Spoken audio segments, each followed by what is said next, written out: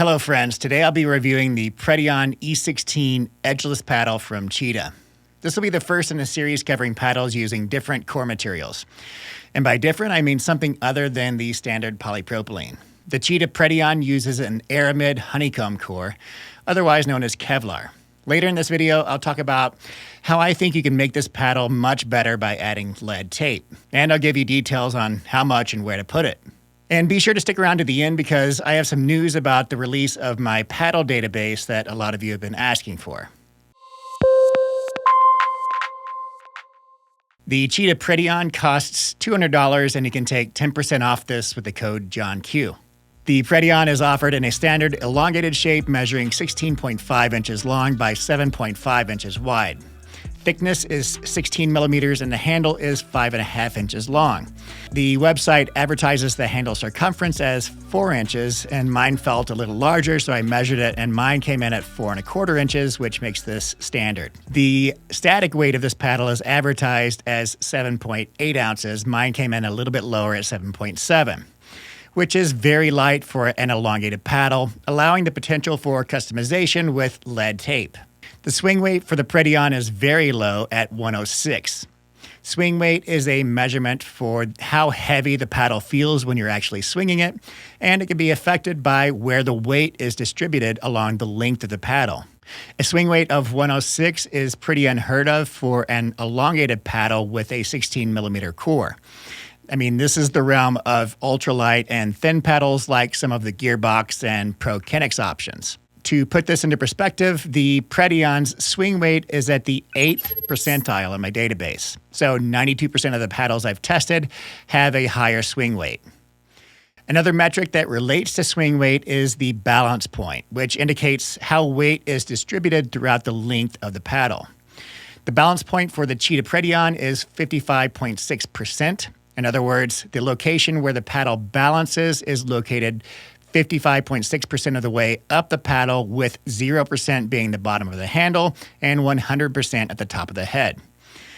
This falls within the headlight category. Headlight paddles are generally more maneuverable and less sluggish, translating into better hand speed. But this comes by compromising some power because power tends to increase as weight is distributed toward the head of the paddle. The twist weight of this paddle is also very low, measuring 5.37. This again falls at the 8th percentile in my database, so it has a smaller swing weight than 92% of other paddles. Twist weight has only recently been adopted for pickleball paddles, firstly by Predion at Pickleball Effect and shortly after by Chris Olsen at the Pickleball Studio, and is the measurement of how heavy the paddle feels when you're twisting it back and forth along its long axis. So wider paddles are generally going to have a larger twist weight, or paddles that have more weight along the sides. Twist weight also correlates to how wide the sweet spot feels and the paddle's resistance to twisting when the ball hits off center. As I mentioned in the intro, the Cheetah Predion uses a non-standard core comprised of aramid fiber honeycomb. Aramid is a family of fibers that includes Kevlar. And most of us know Kevlar for its use in bulletproof clothing, so you can imagine it's way more durable than polypropylene, which is basically plastic. This isn't the first use of aramid in paddle cores, but the reason I was excited for its use here is because the Predion is thermoformed. Thermoforming involves the use of heat and pressure to mold the paddle together, and it was at the center of the whole Paddlegate issue earlier this year. Pros started noticing crazy power in thermoformed paddles, and after some investigations, it was determined that the cores in thermoformed paddles were breaking down at a higher rate than other paddles, and instead of making the paddle dead like in Gen 1 paddles, for thermoformed paddles, it created this trampoline effect that was causing balls to shoot off the face at higher velocities. Not surprisingly, plastic doesn't do very well under heat and pressure, so polypropylene cores were breaking down during the thermoforming process, becoming spongy and separating from the surface materials in what was originally called delamination, but what we now more accurately call core corruption. So coming back to the Predion, aramid is not only impact resistant, but it also has excellent heat resistance. In addition to bulletproof clothing, it's also used in fireproof clothing. So by my estimation, it's an excellent alternative to polypropylene for thermoformed paddles in particular, because it should be far less likely to become compromised under heat and pressure. Aramid is also lighter than polypropylene, which explains all of the metrics for low swing weight, low balance point, and low twist weight. And the last thing about the core, the Predion uses a narrow cell aramid core comprised of 1/8 inch hexagonal chambers, rather than the standard 1/4 inch chambers for polypropylene cores. Okay, so besides being thermoformed and having an aramid core, what else can we say about the Predion's construction? The paddle face is a 3K woven carbon fiber with a grit texture. I would have preferred to have seen a raw texture applied with a peel ply because grit tends to wear down a little quicker than raw texture, and peel ply generally creates better spin. But grit is still used on many popular paddles like most of Selkirk's lineup, like the Power Air and Labs 003 paddles. My spin results came in at an average of 1,523 RPM, which places this paddle in the medium spin category. Now, as a disclaimer, I am a total spin snob, so I feel like there's a lot of room for improvement for the spin on this paddle. Like I said, a peel ply texture over 3K woven carbon fiber cloth has proven to be very successful for high spin on paddles, like what's used on the Pickleball Apes Proline Energy. But that being said, I'd still say that most players would be fine with a medium spin category paddle like this one. If you hit flatter shots and don't rely on heavily shaping the ball with topspin, then it really doesn't matter if the paddle gets 1,500 RPM or 2,300.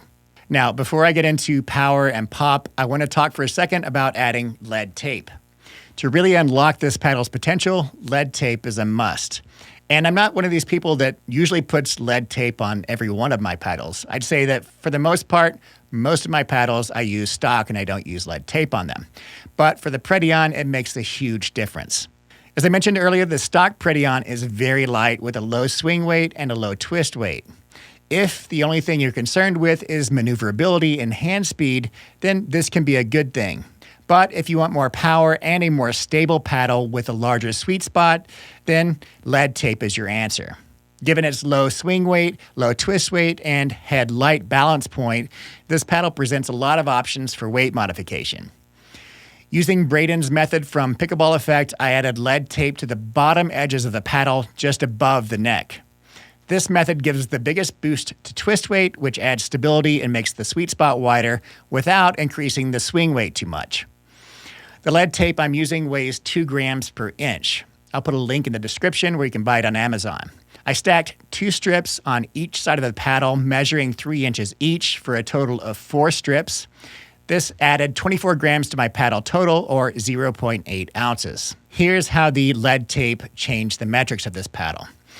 The static weight went from 7.7 ounces to 8.5 ounces. Twist weight increased significantly from 5.37 to 7.23. To put that into perspective, in its stock form, the Predion's twist weight is down at the 12th percentile. But with this particular lead tape configuration, it jumps up to the 94th percentile. In terms of swing weight, after lead tape, it increased from 106 to 115. That's a very manageable swing weight, putting it near most hybrid-shaped paddles like the Rhombus R1 Nova, 6.0 Double Black Diamond, and the Volair Forza. After lead tape, the balance point went from head light to equal balance. I'll talk more about how the lead tape affects the overall feel of the paddle in the next section, but for now, let's see how the extra weight does for power and pop.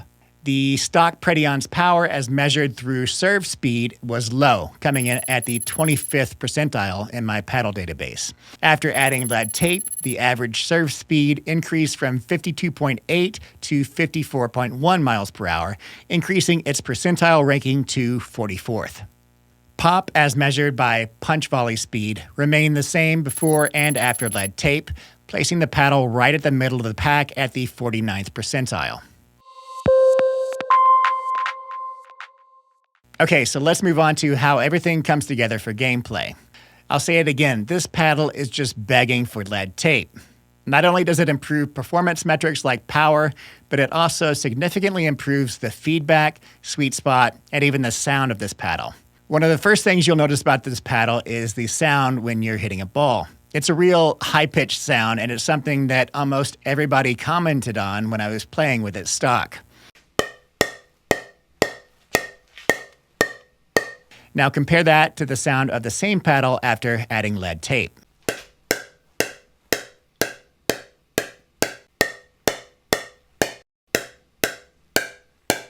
And using this arrangement of lead tape really pulls the sweet spot further out toward the edge and makes the paddle more stable so that it doesn't twist in your hand when you hit a ball off center. Okay, so moving forward, all of my comments are referring to the paddle with lead tape on it and not in its stock form.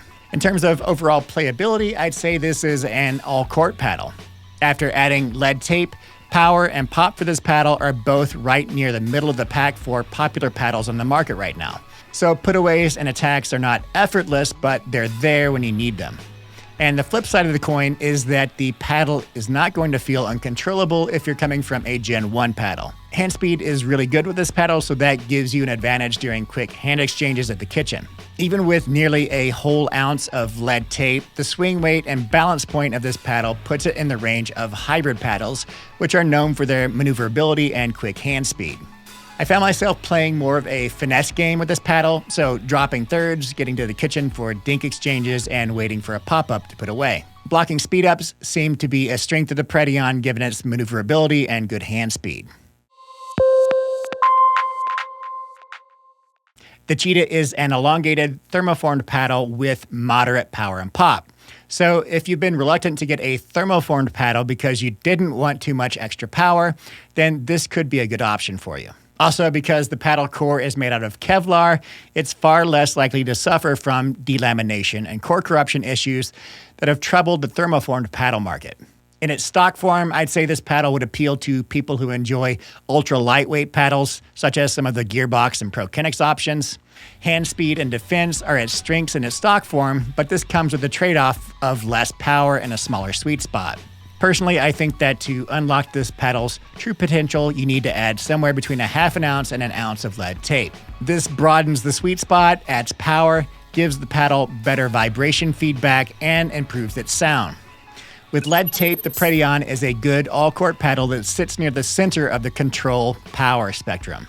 I also appreciate the innovative use of Kevlar in a thermoformed paddle, which seems to be a good solution to core issues that have resulted from too much heat and pressure applied to plastic. Kevlar can withstand direct flames and heat up to 800 degrees Fahrenheit, so if there's going to be a failure point on this paddle, it's not going to be with the core.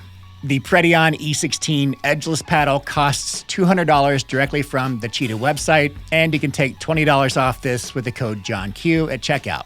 Okay, and last thing, I wanted to mention that I started a website and posted my paddle database there, which a lot of you have been asking for. This database has all the metrics that I've been reporting on for a while, like spin RPM, swing weight, twist weight, balance point, power, and pop. There's also a whole bunch of other stuff in there too, so go check it out at johnqpickleball.com. I'll also put a link in the description.